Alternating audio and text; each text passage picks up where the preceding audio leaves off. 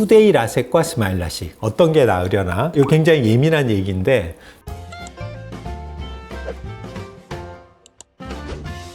네, 안녕하세요. 먼저 혹시 직장인의 익명 커뮤니티 블라인드라고 혹시 들어보셨나요? 직장인들끼리 뒷담화하는 그런 사이트라고 들었는데 뒷담뿐만이 아니라 네. 되게 유용한 정보들도 많이 올라와요. 네. 근데 그 중에서 스마일 라식을 어떻게 생각하시는지 네. 길드를 좀 찾아봤거든요. 네, 이 노트북에 있는 게 그 내용이네요, 그죠? 방구 건조 때문에 눈이 가끔 충혈되고 따갑고 각막에 스크래치가 많이 나 있다는데 스마일 라식 해도 위험하진 않은지 알려주라. 건조증은 어떤 종류의 안과 수술도 약간 초기에 심해지는 시기가 있어요. 근데 이제 예전에 우리가 이제 시력 교정 수술의 대명사였던 라식과 비교를 하면 스마일 같은 경우는 건조증 심화가 그렇게 아주 심하지는 않습니다. 물론 수술 전에 건조증이 아주 심한 사람들, 안구 건조증도 국제 분류가 있거든요. 단계가 3단계 이상이 되는 경우에는 당장 수술을 하는 것보다는 우리가 치료를 하면 건조증의 단계를 좀 낮출 수가 있거든요. 그렇지 않고 1, 2단계 정도의 경미한 건조증일 경우에는 수술을 진행하는데 큰 문제가 없다, 이렇게 말씀드릴 수 있을 것 같아요. 인공눈물 3개월 동안 건강보험이 안 됨? 그럼 내일 라식하기 전에 다른 안과에서 받아야 하나? 시력교정 수술을 하면 보험이 안 됩니다. 안타깝게도 3개월 동안은 보험이 안 되지만 미리 이제 처방을 충분히 받아두면 직전에 그걸 이제 일정 기간 동안 사용하실 수 있으니까, 또 이제 한 3개월 지나고 나면 또 보험으로 처방을 해드릴 수 있으니까 비용을 좀 많이 절감을 하실 수 있겠죠. 내가 스마일 라식하고 4년 차인데 멀리 있는 게 잘 안 보이는 거야. 그래서 인공눈물을 넣어봤거든. 그러면 또 넣고 즉시 한 3초 정도는 잘 보이다가 다시 잘 안 보여. 이게 반복이야. 그러면 잘 안 보이는 게 안구 건조증 때문인가? 네, 맞습니다. 건조증 증상이 눈이 뻑뻑하다, 뭐 이것만 있다고 알고 계신 분들이 많은데, 또 하나의 대표적인 증상이 시력의 기복이에요. 그러니까 시력이 괜찮다가 또 어느 순간 눈이 좀 나빠졌다가, 근데 좋아지는 거에 가장 대표적인 행위가 인공눈물 넣으면 좋아져요. 그러니까 눈물막이 깨끗해지면 잘 보였다가 눈물막이 또 흐려지면 나빠졌다가, 근데 인공눈물 넣으면 5초 10초 정도 지나면 사실은 그 효과가 많이 반감되거든요. 그래서 이분은 상당히 건조증이 심한 것 같은데, 요즘은 인공눈물 말고 눈물의 저류를 좀 향상시켜주는 보조제도 있고 IPL이라는 그런 광선요법을 이용해서 눈물의 그 안정성을 조금 더 높여줄 수 있는 방법들이 있거든요. 그러니까 그냥 단순히 인공눈물만 넣어서 잘 안 될 때는 다른 보조적인 치료를 통해서 시력이 조금 더 좋아질 수 있다는 걸 알고 계신다면 그러면 좀 더 도움이 되지 않을까 싶습니다.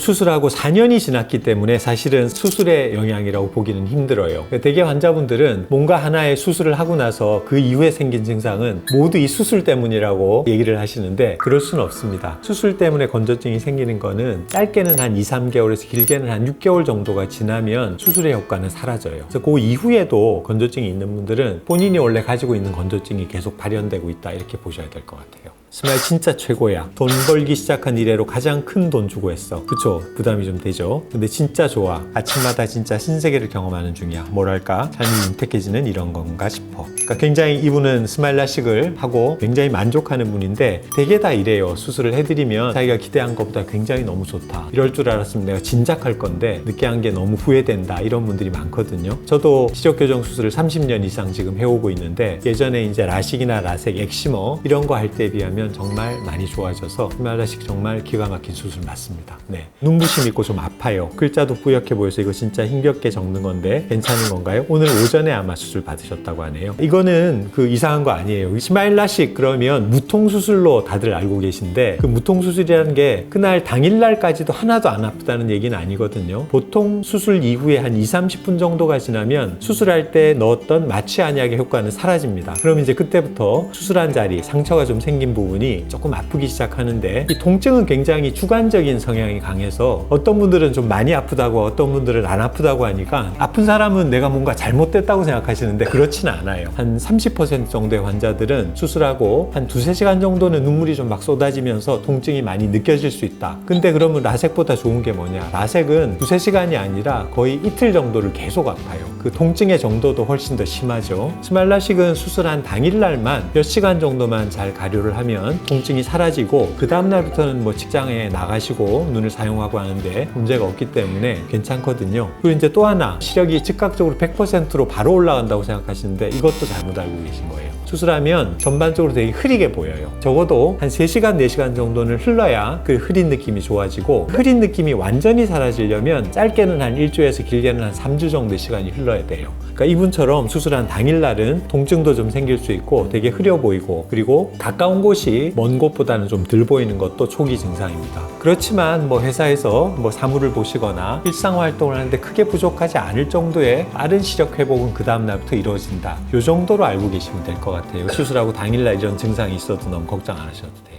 스마일라식 휴가 5일 내고 해도 되는 걸까요? 고민돼. 휴가 5일까지 안 내셔도 돼요. 요즘 직장인들은 뭐 금요일이나 토요일, 주말 이용해서 수술하시고 그냥 하루 이틀 정도만 휴식 취하면 2, 3일 이후에는 시력적으로 크게 부족함이 없이 보실 수 있거든요. 3주 전에 스마일라식을 했습니다. 시력은 회복된 것 같은데 아직까지 초점이 잘 맞지 않고 흐릿하게 보이네요. 눈에 불투명한 막을 씌워놓은 느낌. 수술 초기에는 건조증이 없어도 좀 흐려 보일 수 있다고 말씀드렸는데 3주 정도의 시간이 흘렀으면 수술 초기에 증상이라고 보긴 힘들어요. 아마 건조증 때문일 가능성이 많습니다. 건조증은 아까도 얘기 드렸지만 3주에 완전히 좋아지지 않거든요. 대개 한 달은 대개는 지속이 되고 조금 오래 가는 분들은 한 2, 3개월까지 가기도 해요. 병원에 가서 확인은 해보셔야 되겠지만 아마 인공눈물 잘 쓰시고 건조증 관리만 잘 해주시면 장기적으로 더 좋아지실 거니까 걱정 안 하셔도 됩니다.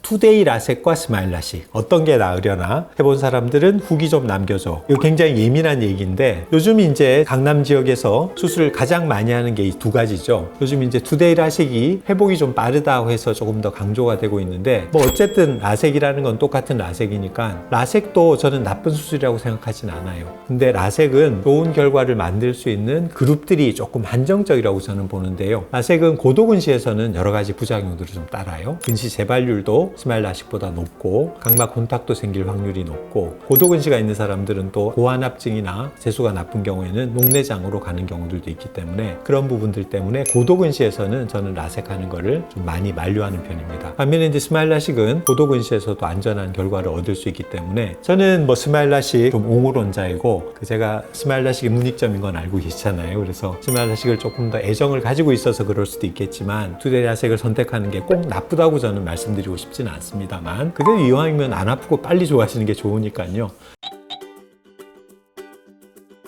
익명으로 하는 질문들이니까 자기 생각을 순화해서 얘기를 하지 않고 그냥 아주 나이브하게 그 감정 표현들을 하시니까 환자분들한테 상담을 할 때 혹은 이제 수술 이후의 경과를 설명할 때 이런 부분들은 조금 더 강조를 해서 설명을 드려야 되겠다. 그런 분들을 저도 이제 많이 배운 것 같습니다. 네. 제 영상에 질문을 남겨주시면 이런 블라인드를 통하지 않고도 조금 더 자세하게 제가 답변을 드릴 테니까 영상 보시고 댓글 많이 남겨주시면 감사하겠습니다.